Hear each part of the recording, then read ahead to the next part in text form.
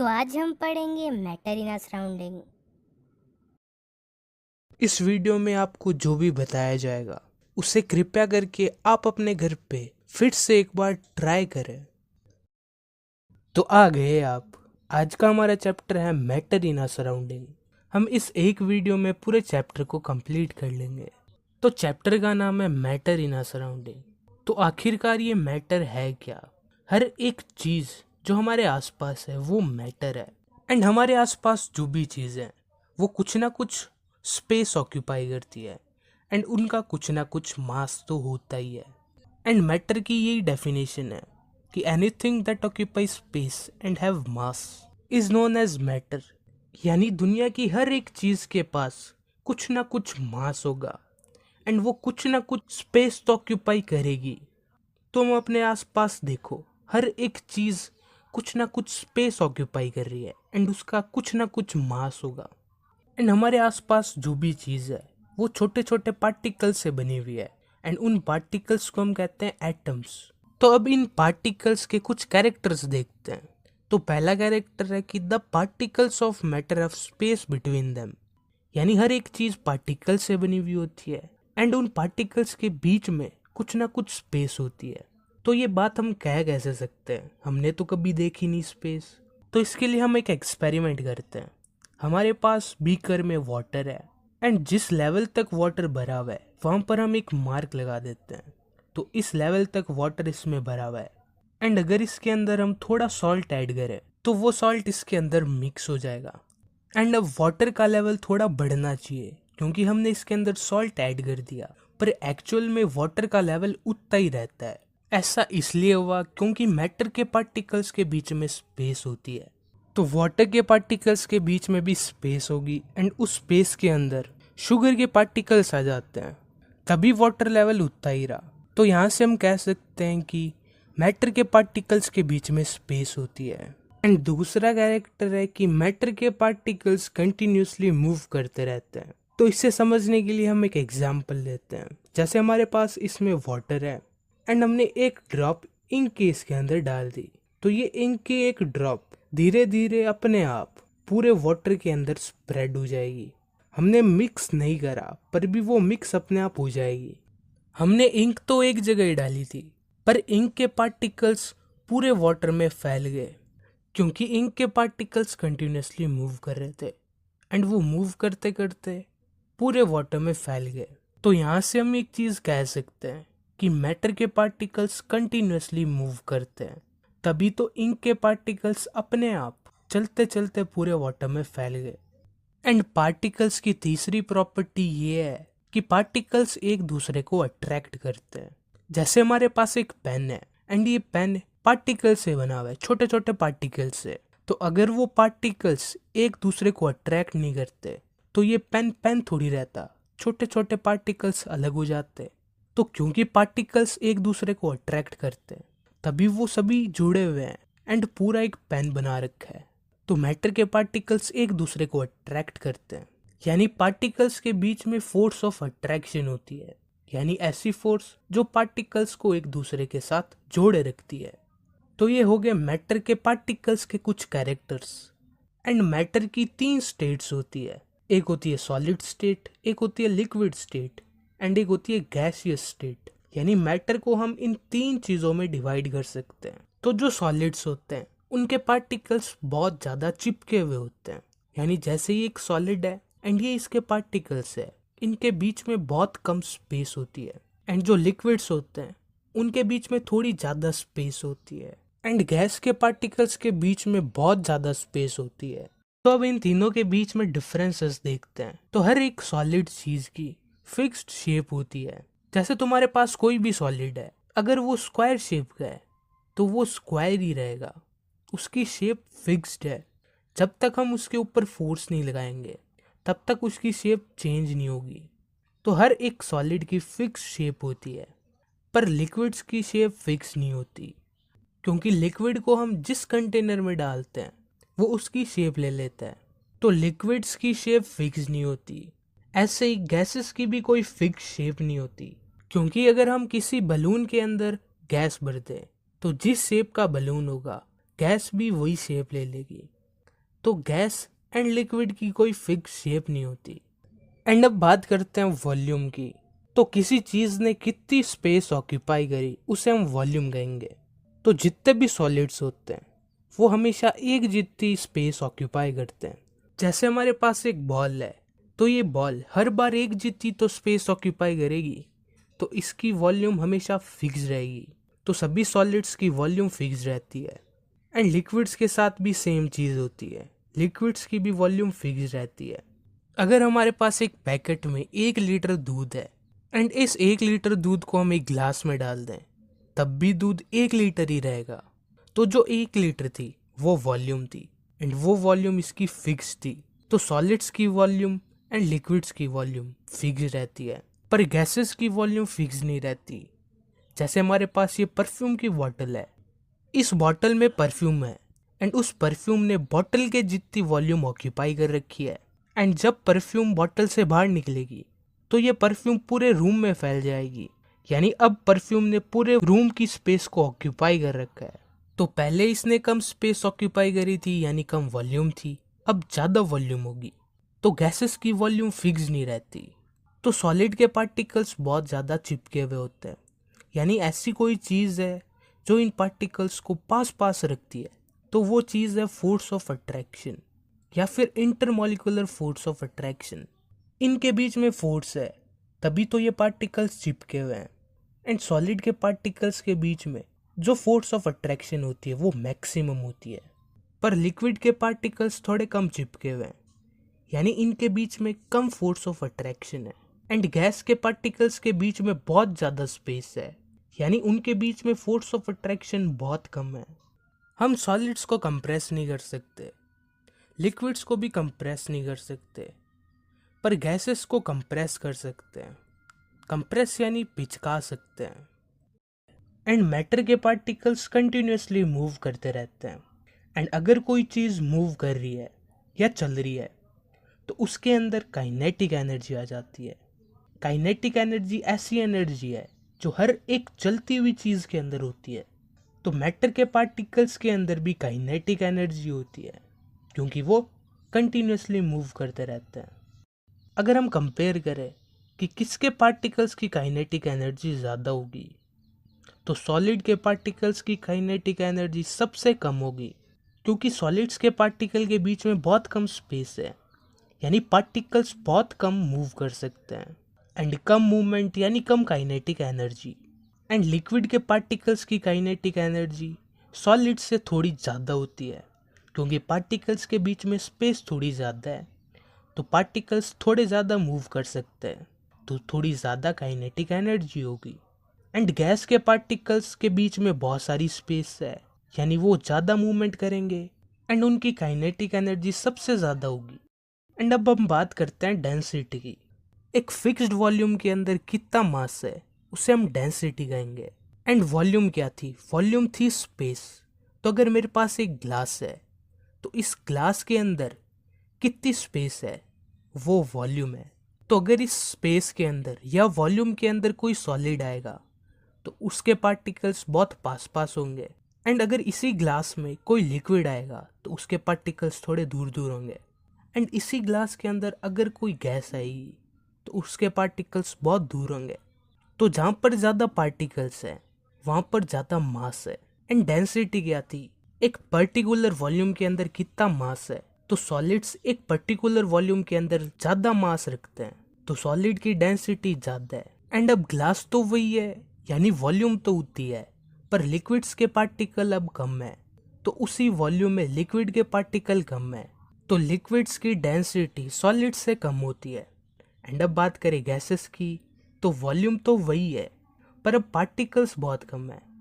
Particles कम है यानी मास कम है, एंड डेंसिटी भी कम है, तो डेंसिटी कम है, तो सॉलिड की डेंसिटी ज़्यादा होती है, उससे कम लिक्विड्स की होती है, एंड सबसे कम गैस की होती है। तो अगर कोई सॉलिड चीज़ है तो वो फ्लो नहीं हो सकती, पर लिक्विड एंड गैस ये दोनों फ्लो हो सकते हैं। लिक्विड जैसे कि वाटर फ्लो होता हुआ हमारे नल से आता है, एंड गैसेस भी फ्लो हो सकती है। तो जो चीज़ फ्लो हो सकती है उसे हम फ्लूइड कहते हैं। तो लिक्विड एंड गैसेस फ्लूइड्स होते हैं, तो ये हो गए सॉलिड, लिक्विड एंड गैस के बीच के डिफरेंसेस। तो क्या हम सॉलिड चीज को लिक्विड में कन्वर्ट कर सकते हैं या फिर लिक्विड को गैस में कन्वर्ट कर सकते हैं? हाँ, हम मैटर की स्टेट्स को एक दूसरे में कन्वर्ट कर सकते हैं।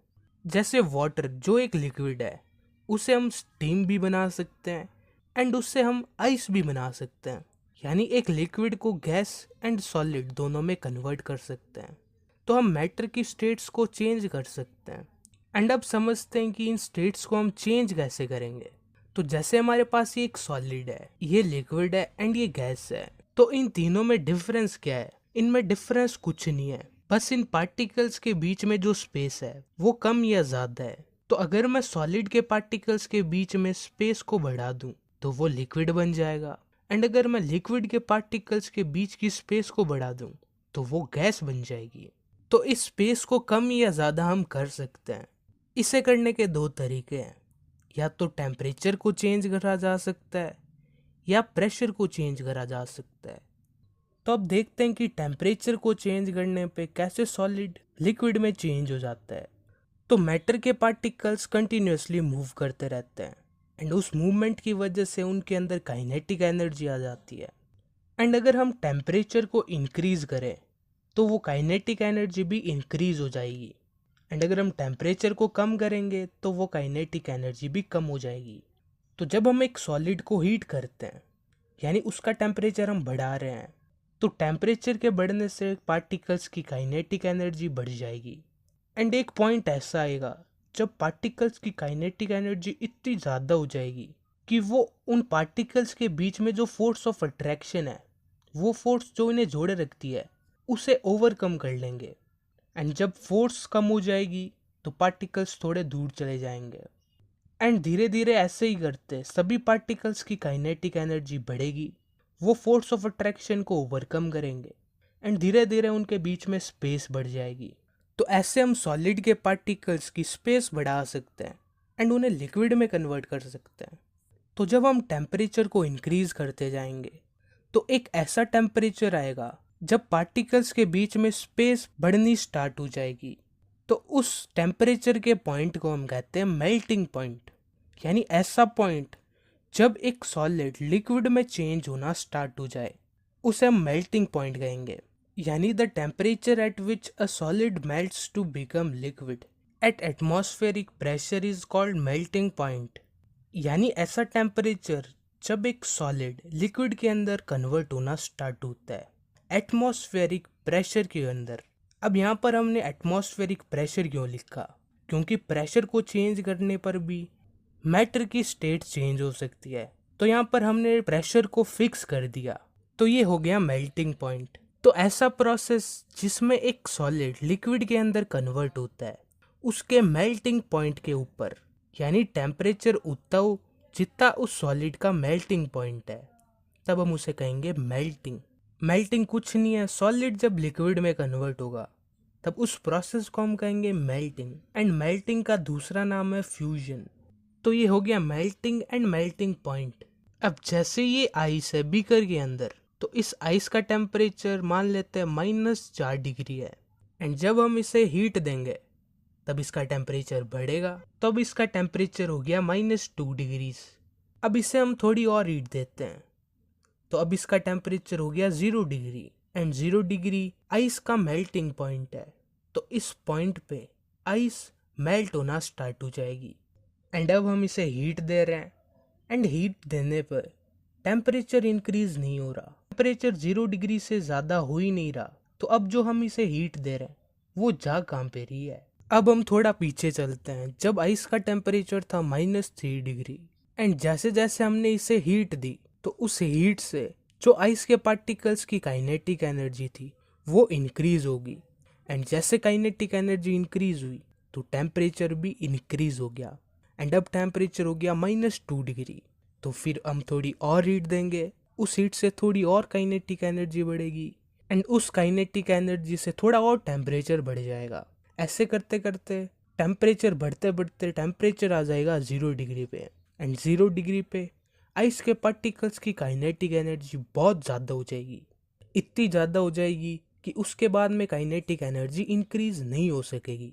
तो जैसे जैसे काइनेटिक एनर्जी बढ़ रही थी वैसे वैसे टेम्परेचर बढ़ रहा था। पर अब काइनेटिक एनर्जी बढ़ेगी नहीं तो टेम्परेचर भी बढ़ेगा नहीं, तो अब टेम्परेचर रहेगा 0 डिग्री। एंड अब हम जो हीट देंगे वो काइनेटिक एनर्जी में चेंज नहीं होगी, उससे जो पार्टिकल्स के बीच में फोर्स ऑफ अट्रैक्शन है उसे दूर करा जाएगा। ये पार्टिकल्स बहुत चिपके हुए हैं, यानी ऐसी कोई चीज है जो इन्हें चिपकाए रखती है, एंड वो चीज है फोर्स ऑफ अट्रैक्शन। तो जो पार्टिकल्स है इनके बीच में फोर्स ऑफ अट्रैक्शन है, इस फोर्स ऑफ अट्रैक्शन की वजह से ये सारे चिपके हुए हैं। तो अब जो हम हीट देंगे उससे ये फोर्स ऑफ अट्रैक्शन कम होगा, एंड जब फोर्स ऑफ अट्रैक्शन कम होगा तो पार्टिकल्स के बीच में स्पेस बढ़ जाएगी। तो धीरे धीरे पार्टिकल्स दूर हो जाएंगे। जैसे ऊपर वाले पार्टिकल्स थोड़े दूर हो गए वैसे नीचे वाले पार्टिकल्स भी थोड़े दूर होंगे, एंड ऐसे पार्टिकल्स के बीच में स्पेस बढ़ जाएगी। एंड अब स्पेस थोड़ी बढ़ गई तो ये बन गया लिक्विड। अब थोड़ी देर के लिए गैस को बंद कर देते हैं एंड समझते हैं कि हुआ क्या। तो पहले जो हम हीट दे रहे थे उससे टेम्परेचर इंक्रीज हो रहा था, पर थोड़ी देर पहले जो हमने हीट दी उससे टेम्परेचर चेंज नहीं हुआ। उस हीट से पार्टिकल्स के बीच की स्पेस ज्यादा हुई। स्पेस ज्यादा हुई इस चीज को हम देख थोड़ी सकते हैं, यानी ये हमारे लिए छुपा हुआ है, एंड इस हीट ने छुपा हुआ काम करा। तो इसे हम कहेंगे लेटेंट हीट। लेटेंट यानी छुपा हुआ। एंड इस हीट ने सॉलिड को लिक्विड में कन्वर्ट करा, यानी मेल्टिंग करी। तो इसे हम कहेंगे latent heat of fusion. Melting का ही दूसरा नाम फ्यूजन है। अब इसकी डेफिनेशन देखते हैं। The amount of heat energy required to change 1 kg of solid into liquid at atmospheric pressure at its melting point। Definition में बस इतना लिखा है, वो हीट जो एक सॉलिड को लिक्विड में कन्वर्ट करती है वो लेटेंट हीट है। पर हमने डेफिनेशन में 2-3 चीजों को फिक्स कर दिया। जैसे सॉलिड का अमाउंट हमने फिक्स कर दिया 1 kg, क्योंकि अगर सॉलिड ज्यादा होगा तो हमें ज्यादा हीट देनी पड़ेगी, तो इसे हमने फिक्स कर दिया 1 kg। एंड टेम्परेचर को फिक्स कर दिया मेल्टिंग पॉइंट पे, यानी जब सॉलिड लिक्विड में कन्वर्ट होगा वही टेम्परेचर होना चाहिए। एंड हमने प्रेशर को भी फिक्स कर दिया। जो हमारे ऊपर एटमॉस्फेयर है वो हमारे ऊपर प्रेशर लगाता है, तो उस प्रेशर को हम कहते हैं एटमॉस्फेरिक प्रेशर। तो हमारे ऊपर प्रेशर 1 एटमॉस्फेयर का होना चाहिए। टेम्परेचर उस चीज के मेल्टिंग पॉइंट के जितना होना चाहिए, एंड जिस चीज को हम मेल्ट कर रहे हैं वो 1 kg होनी चाहिए।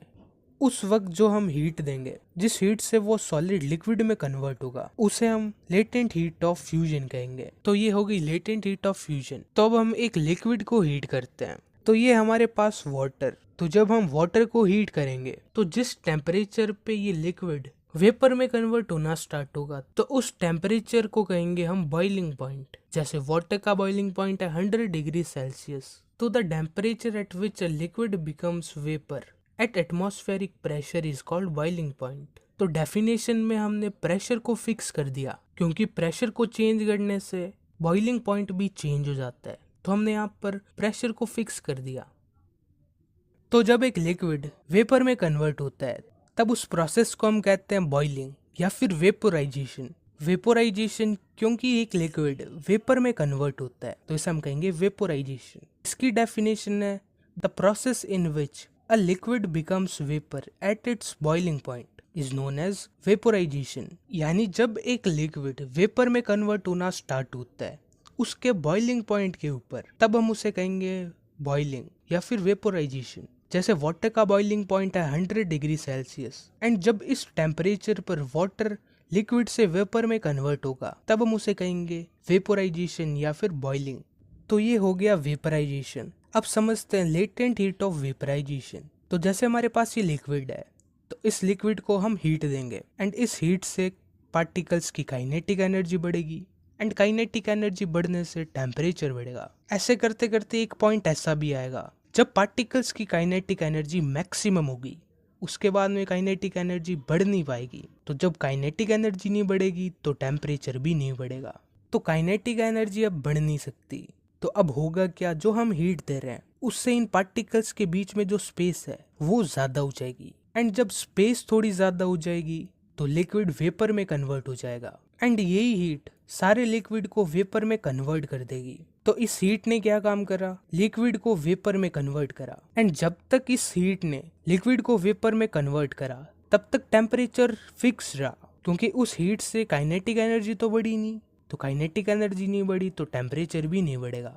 पर उस हीट ने पार्टिकल्स के बीच में जो फोर्स ऑफ अट्रैक्शन है उसे कम करा, एंड इसी हीट को हम कहते हैं लेटेंट हीट ऑफ वेपराइजेशन। तो इसकी डेफिनेशन देखते हैं। The amount of heat energy required to change 1 kg of liquid into vapour at atmospheric pressure at its boiling point. हमने डेफिनेशन में 2-3 चीजें फिक्स कर दी, जैसे लिक्विड का अमाउंट वो कर दिया हमने 1 kg, प्रेशर को भी एटमॉस्फेरिक प्रेशर कर दिया, एंड टेम्परेचर बॉइलिंग पॉइंट के जितना होना चाहिए। तब जो हम उसे हीट देंगे एंड उस हीट से लिक्विड वेपर में कन्वर्ट होगा, तब हम उसे कहेंगे लेटेंट हीट ऑफ वेपराइजेशन। तो ये हो गई latent heat of vaporisation. Latent heat कुछ नहीं है, ऐसी हीट जो स्टेट चेंज करती है वो लेटेंट हीट होती है। क्योंकि ये हीट स्टेट चेंज कर रही है तो इस हीट की वजह से टेम्परेचर बढ़ता नहीं है।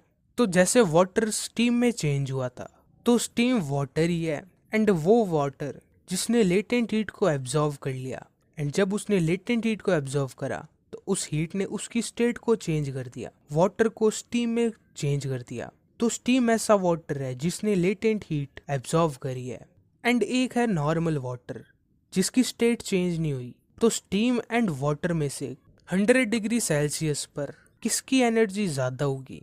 स्टीम की तो एनर्जी ज्यादा होगी क्योंकि इसके पास लेटेंट हीट भी है, एंड हीट एक तरह की एनर्जी होती है। तो वाटर के पास कोई लेटेंट हीट नहीं है। अगर वाटर के पास लेटेंट हीट होती तो वो स्टीम में कन्वर्ट हो जाता है। तो वाटर के पास कोई लेटेंट हीट नहीं है, पर स्टीम के पास लेटेंट हीट है। तो स्टीम की एनर्जी ज्यादा होती है वाटर की एनर्जी से एट 100 डिग्री सेल्सियस। तो अगर मैं तुमसे पूछूं 100 डिग्री सेल्सियस पर वाटर किन किन स्टेट्स में एग्जिस्ट करता है, तो 100 डिग्री सेल्सियस वाटर का बॉइलिंग पॉइंट है, एंड बॉइलिंग पॉइंट ऐसा पॉइंट होता है जिसमें एक लिक्विड वेपर के अंदर कन्वर्ट होना स्टार्ट होता है। तो उस वक्त कुछ वाटर स्टीम बन जाता है एंड कुछ वाटर लिक्विड स्टेट में रहता है। ऐसा तो है नहीं कि एक साथ ही सारा वाटर स्टीम में कन्वर्ट हो जाएगा। तो 100 डिग्री सेल्सियस पर water liquid and vapour state दोनों में एग्जिस्ट करता है। तो अब तक हमने सॉलिड को हीट करा, तो सॉलिड के पार्टिकल्स थोड़े दूर दूर हो गए एंड वो लिक्विड बन गया। एंड जब हमने लिक्विड को हीट करा तब लिक्विड कन्वर्ट हो गया गैस में। एंड इस प्रोसेस को हम उल्टा भी कर सकते हैं, यानी अगर गैस का टेम्परेचर हम कम करें तो वो लिक्विड में कन्वर्ट हो जाएगी, एंड अगर हम लिक्विड का टेम्परेचर कम करें तो वो सॉलिड बन जाएगा। जैसे वाटर, हम फ्रिज में पानी रखते हैं एंड फ्रिज में टेम्परेचर बहुत कम होता है एंड वो आइस बन जाती है, यानी एक सॉलिड बन जाता है। पर एक ऐसा भी प्रोसेस होता है जिससे एक चीज़ डायरेक्टली सॉलिड से गैस में कन्वर्ट हो जाती है, बिना लिक्विड वाली स्टेट में जाए, एंड उस प्रोसेस को हम कहते हैं सब्लिमेशन। सब्लिमेशन इसका उल्टा भी हो सकता है, एक गैस भी डायरेक्टली सॉलिड में कन्वर्ट हो सकती है। तो ये है सब्लिमेशन की डेफिनेशन। इसमें सिर्फ इतना लिखा है कि ये एक ऐसा प्रोसेस है जिसमें एक सॉलिड डायरेक्टली गैस में कन्वर्ट हो जाता है, या फिर एक गैस डायरेक्टली सॉलिड में कन्वर्ट हो जाती है बिना लिक्विड वाली स्टेट में जाए हुए। एंड जो चीज़ें इस प्रोसेस से गुजरती है उन्हें हम सबलाइम सब्सटेंस कहते हैं, जैसे कम्फूर एंड अमोनियम क्लोराइड। ये चीज़ें डायरेक्टली सॉलिड से गैस में कन्वर्ट हो जाएंगे। अब देखते हैं मैटर की स्टेट पे प्रेशर का क्या इफेक्ट पड़ता है। तो अगर इस पिस्टन में हमारे पास एक गैस है तो गैस के पार्टिकल्स दूर दूर होते हैं, तो अगर हम ऊपर से प्रेशर लगाएं तो पार्टिकल्स थोड़े पास पास आ जाएंगे, एंड अब ये क्या बन गया? अब ये बन गया लिक्विड। एंड अगर हम इसके ऊपर और प्रेशर लगाएं तो ये बन जाएगा सॉलिड। तो प्रेशर को चेंज करने पर भी हम मैटर की स्टेट्स को चेंज कर सकते हैं। जैसे हमारे घर में जो सिलेंडर आता है, गैस का सिलेंडर, उसके अंदर जो एलपीजी होती है वो लिक्विड स्टेट में होती है, क्योंकि वो सिलेंडर के अंदर बहुत हाई प्रेशर के अंदर स्टोर करी जाती है।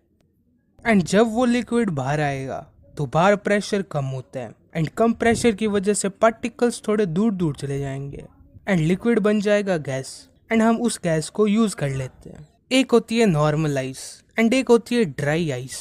सॉलिड कार्बन डाइऑक्साइड को हम कहते हैं ड्राई आइस।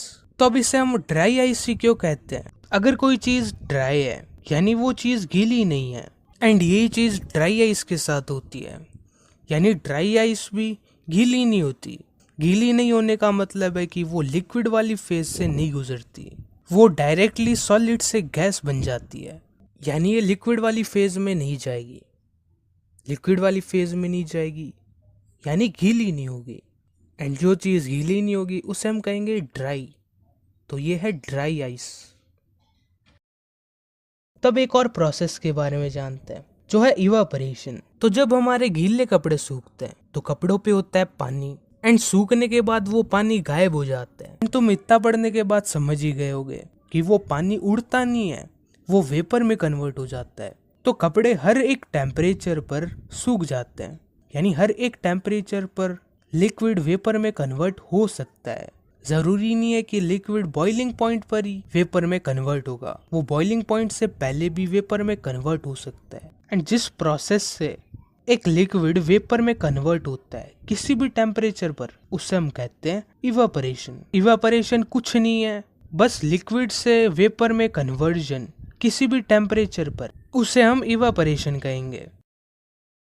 तो इवापोरेशन सिर्फ वाटर में ही नहीं होता, हर लिक्विड इवापोरेट होता है। जैसे सैनिटाइजर लिक्विड होता है, हम हाथ पर लगाते हैं एंड थोड़ी देर के बाद वो गायब हो जाता है। एंड एक चीज हमने नोटिस करी होगी कि सैनिटाइजर लगाने के बाद हमारे हाथ बहुत ठंडे हो जाते हैं। तो हाथ ठंडे भी इवापोरेशन की वजह से होते हैं, क्योंकि इवापोरेशन से कूलिंग होती है। अब इवापोरेशन से ठंडक क्यों मिलती है?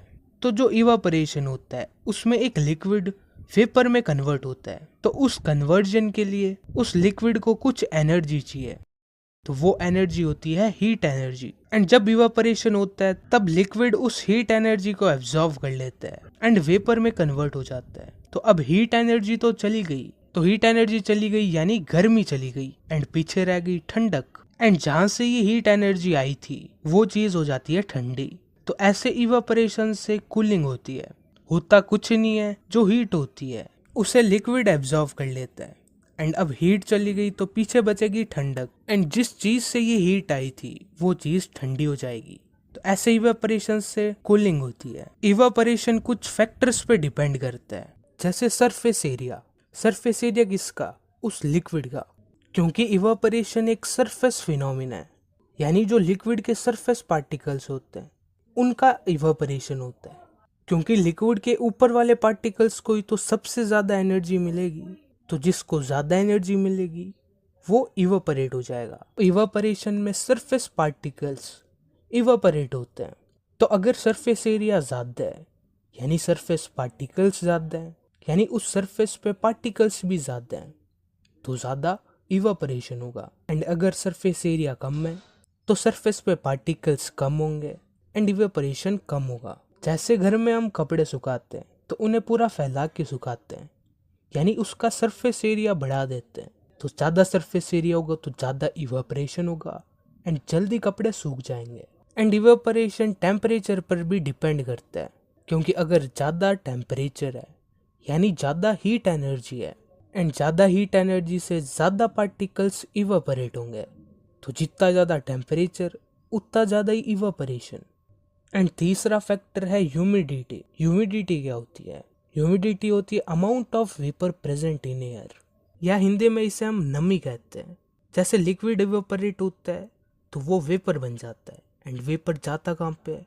हवा में, यानी जितना वेपर हवा में होगा उतनी ह्यूमिडिटी होगी। तो हवा में भी कुछ फिक्स अमाउंट ऑफ वेपर ही रह सकता है।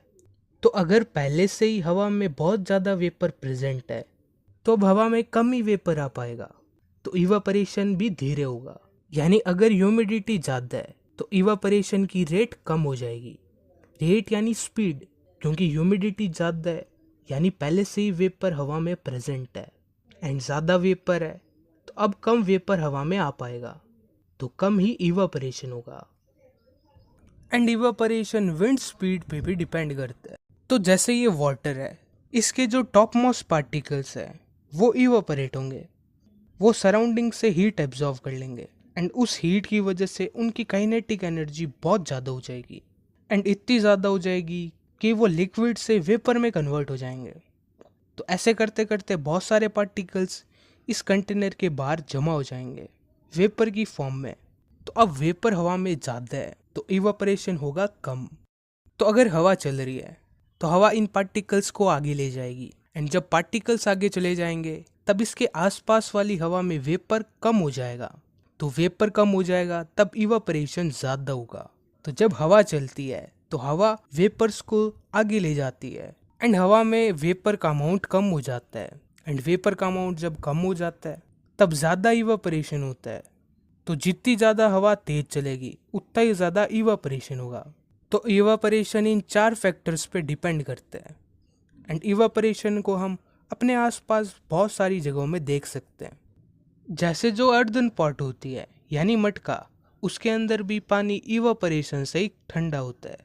तो जो मटके का सरफेस होता है उसमें बहुत छोटे छोटे छेद होते हैं यानी पोर्स होते हैं। एंड मटके के अंदर होता है पानी। पानी उन छेदों से बाहर आता है एंड बाहर आते ही उसे हीट एनर्जी मिलती है एंड वो इवापोरेट हो जाता है। अब हीट एनर्जी चली गई तो मटके का सरफेस ठंडा हो जाता है। एंड जब सरफेस ठंडा हो जाएगा तब अंदर का पानी भी ठंडा हो जाएगा। तो ऐसे अर्दन पॉट में पानी ठंडा होता है।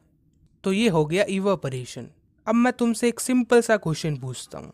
जैसे हम फ्रिज से ठंडे पानी की बोतल निकालते हैं एंड थोड़ी देर के बाद उस बोतल के आसपास छोटी छोटी ड्रॉप्स जमा हो जाती है, तो वो ड्रॉप्स आई कहाँ से है? कहीं बोतल के अंदर से तो नहीं आई।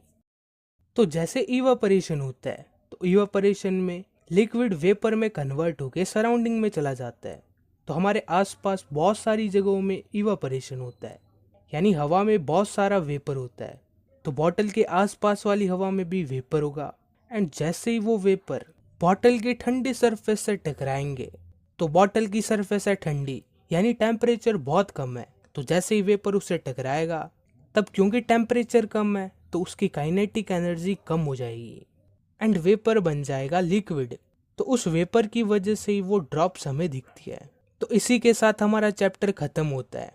इस पूरी एक वीडियो में हमने पूरे चैप्टर को कंप्लीट कर लिया। अगर तुम अभी तक देख रहे हो तो चैनल को सब्सक्राइब करना मत भूलना। अब मिलते हैं अगले चैप्टर में।